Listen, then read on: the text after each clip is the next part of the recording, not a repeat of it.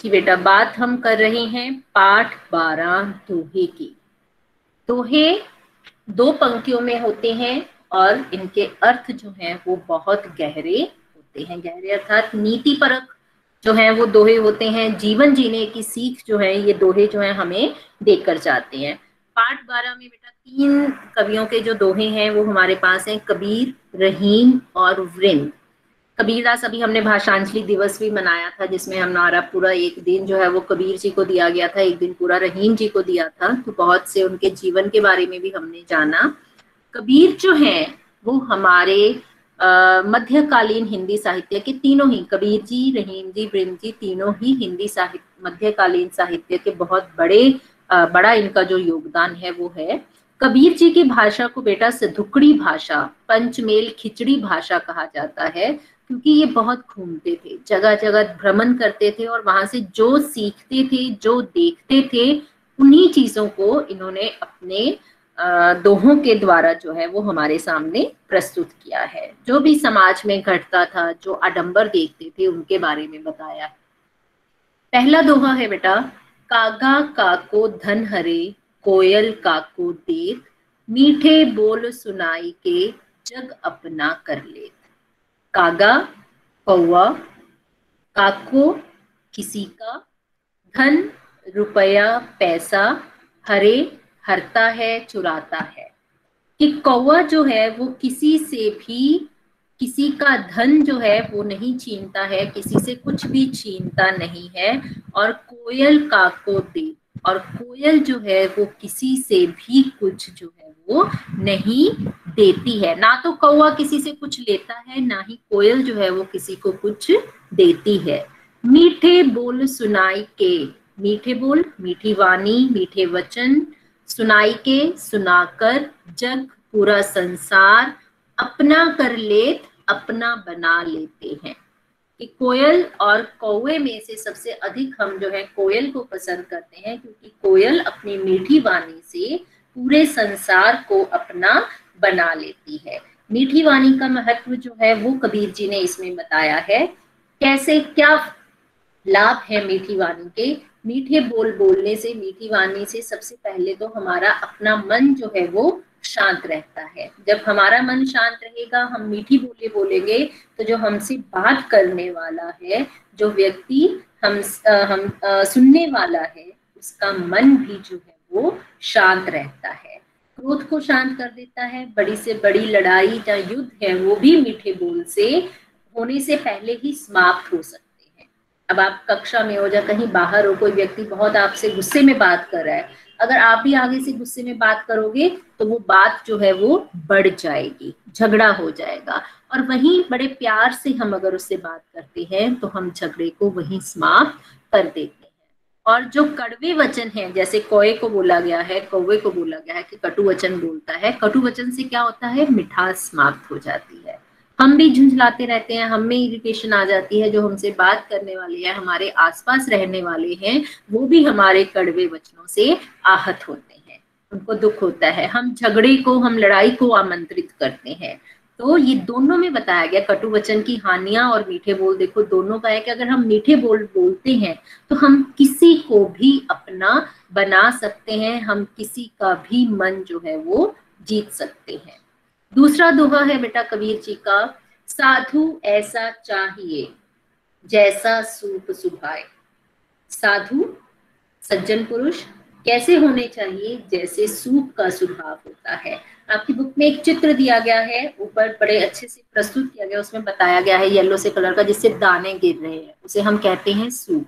पुराने समय में ये विनोइंग की मशीन्स या ये हार्वेस्टिंग के लिए थ्रेशिंग की मशीन्स नहीं होती थी। दाने काटते थे लोग, और जो जितनी घर की लेडीज होती थी वो एक ऊंचाई जगह पर थोड़ा ऊंचा खड़े होते थे, सूप को अपने हाथ में लेते थे, उसमें दाने डालते थे और ऊपर से ऐसे हिला हिलाकर नीचे गिराते थे। जिससे क्या होता था, जो उसके अंदर कंकड़ पत्थर है, जो पराली जैसे जो जलती है, पराली का आपको सबको पता है कि बड़ा वातावरण हमारा जो दिल्ली में है, बहुत स्मोक जो है वो उससे हो जाता है। तो वो पराली, जो उसके जो टुकड़े हैं वो वहां से हवा से उड़ जाते हैं, और जो भारी पदार्थ हैं, सार सार अर्थात सीखने वाली जो सही चीजें हैं, वो गह रहे अपना लेते हैं, इकट्ठी हो जाती हैं। थोथा व्यर्थ के पदार्थ, देई उड़ाए अर्थात उनको उड़ा देते हैं। तो वही सूप का कारण है कि उसमें से जो भारी दाने हैं वो इकट्ठे हो जाते हैं और जो कंकड़ पत्थर है वो उड़ जाते हैं। उसी तरह जो सज्जन पुरुष है, हमारे आसपास जितनी घटनाएं घटती हैं, हमारे आसपास जो लोग हैं जो बोलते हैं, वो उसमें से जो काम की बातें हैं, सार अर्थात जो शिक्षा, हम पाठ का सार भी लिखते हैं ना, सारांश अर्थात हमने पाठ से क्या सीखा, उसमें से क्या हमने अपनाया। तो यहाँ पर भी वही बोला गया है कि आसपास, आपके आसपास अच्छा भी होगा, आपके आसपास बुरा भी होगा, परंतु उसमें से आपको क्या अपनाना है ये हमारे ऊपर है। और सज्जन पुरुष क्या करता है, अच्छी चीजों को अपना लेता है। थोथा अर्थात व्यर्थ की चीजें जो है उनको उड़ा देना, छोड़ देना। अब गाली गलौज कोई कर रहा है, या कोई गुस्सा कर रहा है, या लड़ाई झगड़ा कर रहा है, तो उसको देखकर हम उससे वो नहीं सीखेंगे, हम उसको छोड़ देंगे कि ये हमारे काम की बात नहीं है, मुझे गाली नहीं सीखनी है, मुझे कटु वचन बोलने नहीं सीखने हैं, मुझे झगड़ा नहीं करना है। परंतु मैं मीठे बोल बोलूंगा, मेरे आसपास जो अच्छी घटनाएं घट रही हैं मैं उनको देखूंगा, जब मेरे आसपास के लोगों में जो अच्छी बातें हैं वे मैं उनको सीखूंगा। तो ये सज्जन पुरुष का बेटा यहाँ पर स्वभाव जो है वो बताया गया है कि सज्जन पुरुष जो है वो अच्छी बातों को ग्रहण कर लेता है और व्यर्थ की बातों को छोड़ देता है। इसलिए साधु की तुलना सूप से की गई है। इसके बाद हम बात करेंगे रहीम जी की। अब्दुल रहीम खाने खाना। अब्दुल रहीम, हमने पूरा रहीम जी पर 7th 8th को हमें मिला था, जिसमें हमने सारा उनके जीवन परिचय के बारे में पढ़ा था, उनके दोहों के बारे में पढ़ा था। तो वो भी मैं आपको बेटा भेज दूंगी, एक बार दोबारा से हम उसको पढ़ लेंगे। तो उनके 3 दोहों की यहाँ पर बात की गई है। पहला दोहा है, चाह गई चिंता मिटी मनुआ बेपरवाह। चाह बेटा कहा गया है इच्छाओं को, जीवन जीने की हमारी जो इच्छाएं हैं, जब वो मन में लालसा बढ़ जाती है। एक होता है जो हमारे पास जितना है हम उसमें संतुष्ट रहते हैं, परंतु कुछ हम ऐसी अपनी चाहते बढ़ा लेते हैं कि उनको प्राप्त करने के लिए कि कैसे उनको पूरा किया जाए, वो मन में चिंता लगी रहती है। अब जैसे मैं बड़ी अच्छी बात बोलती हूँ कि पेन का काम है लिखना, जिसकी लिखावट अच्छी है वो 2 रुपए वाले पेन से भी लिख लेगा। यहाँ पर कैसे लोग गलत राह पर चलते हैं उसकी भी मैं बात थोड़ा करना चाहूंगी आपके साथ।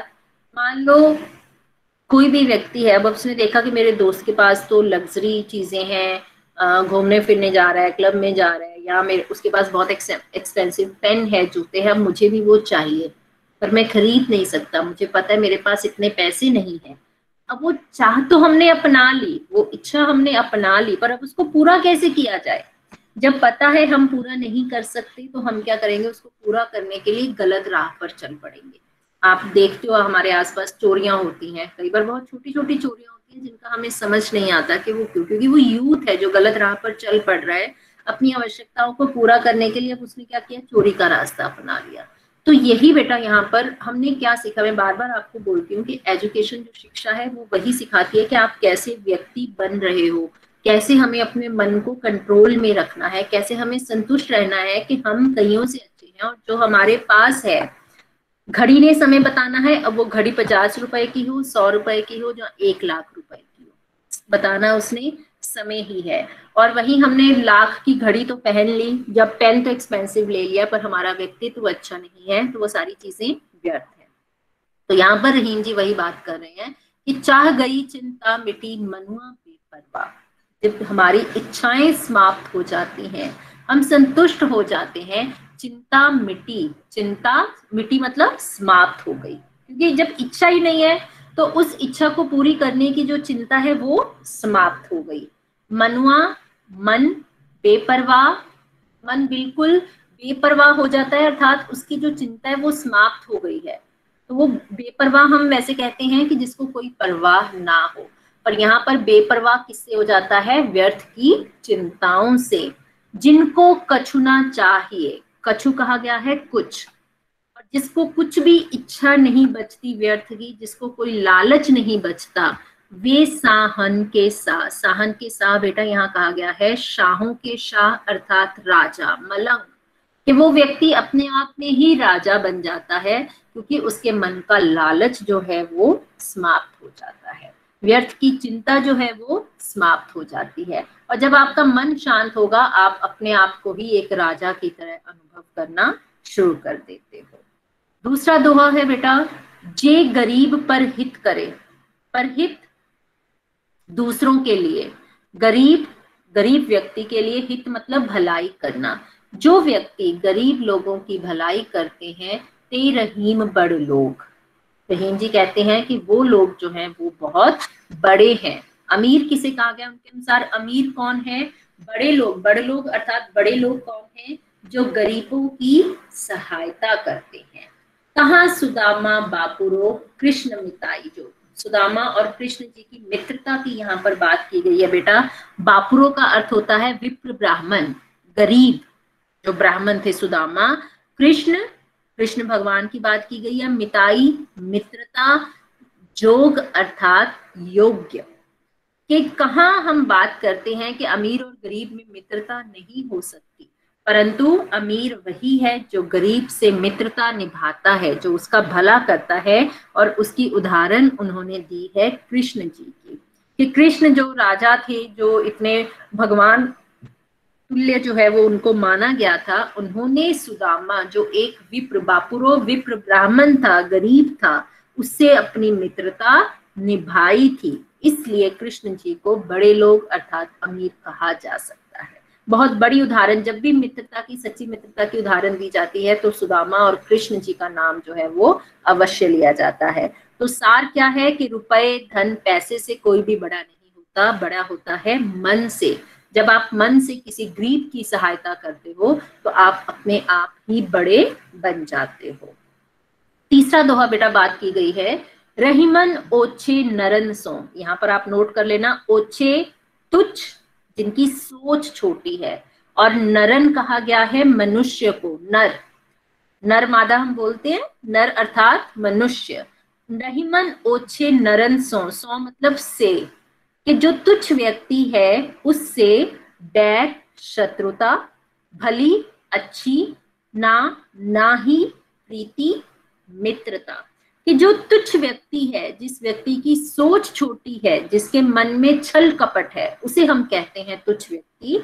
कि जो तुच्छ व्यक्ति है उससे ना तो मित्रता अच्छी है और ना ही शत्रुता अच्छी है। और रहीम जी ने तुच्छ व्यक्ति की तुलना किससे की है? ध्यान देना, काटे चाटे स्वान के। स्वान कहा जाता है बेटा कुत्ते को। दो, दोनों, भांति, प्रकार से, विपरीत, उल्टा। ये दोनों तरफ से ही हमारा नुकसान है। कैसे? कि जैसे कुत्ता जो है अगर हमें काटता है तो भी हमें हानि पहुंचाता है, अगर हमें चाटता है तो भी हमें हानि पहुंचाता है। कई तरह के जर्म्स, कई तरह के वायरस जो है वो हमारे ऊपर छोड़ जाता है। तो रहीम जी ने तुच्छ व्यक्ति की तुलना कुत्ते से करते हुए कहा है कि जिस प्रकार कुत्ते से ना तो मित्रता अच्छी है ना शत्रुता अच्छी है, उसी तरह जो तुच्छ व्यक्ति है उससे भी ना तो मित्रता अच्छी है ना शत्रुता, क्योंकि वो दोनों तरफ से ही हमारा लाभ उठाने का प्रयास करेगा, हमें हानि पहुंचाने का प्रयास जो है वो करेगा। तो ये थे बेटा रहीम जी के दोहे। यहाँ पर हम बात कर रहे हैं वृंद जी के दोहों की।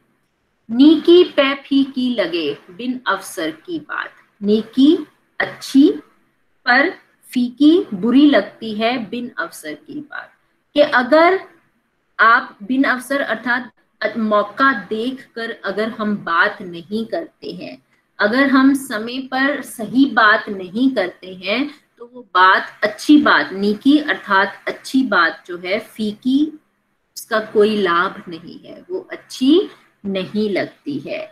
उदाहरण क्या दी है? जैसे बसत युद्ध में, बसत युद्ध अर्थात युद्ध चल रहा है, वहां पर वीरता की बात होनी चाहिए, वहां पर अस्त्र शस्त्रों की बात होनी चाहिए, रस श्रृंगार ना सुहाग। और वहां पर युद्ध में अगर हम रस की, म्यूजिक की, संगीत की, श्रृंगार की, सुंदरता की बात करते हैं, सुहाग अर्थात अच्छी नहीं लगती है। तो यही उन्होंने बोला है, वहां पर वृंद जी बात कर रहे हैं कि बिना अवसर के की हुई अच्छी बात भी बुरी लग जाती है, उसका कोई लाभ नहीं होता है। इसलिए हमें अवसर देखकर, मौका देखकर बात करनी चाहिए। है। अगर हम सही समय पर सही बात में, कोई बेचारा बहुत दुखी है व्यक्ति, उसको जाकर आप हंसी मजाक करना शुरू कर दो, टॉन्ट करना शुरू कर दो, तो क्या अच्छा लगेगा? वो सामने वाला वैसे ही दुखी है, उसको और गुस्सा आ जाएगा। तो इसलिए समय अनुसार सही बात जो है वो करनी चाहिए, ठीक है। और अगर किसी के घर में बहुत खुशी है, कुछ बड़ा अवसर चल रहा है, वहां जाकर हम रोने पीटने वाली बातें शुरू कर देंगे तो उसका आनंद जो है वो बात का समाप्त हो जाएगा, आपके रिश्ते जो है वो बिगड़ जाएंगे। तो इसीलिए रविंद्र जी कहते हैं कि हमेशा अवसर देखकर, मौका देखकर ही बात जो है वो करनी चाहिए, नहीं तो उस बात का मूल्य जो है वो समाप्त हो जाता है। दूसरा दोहा है बेटा वृंद जी का, अपनी पहुंच विचार के। यहाँ पर पहुंच कहा गया है, हमारे सामर्थ्य की बात की गई है।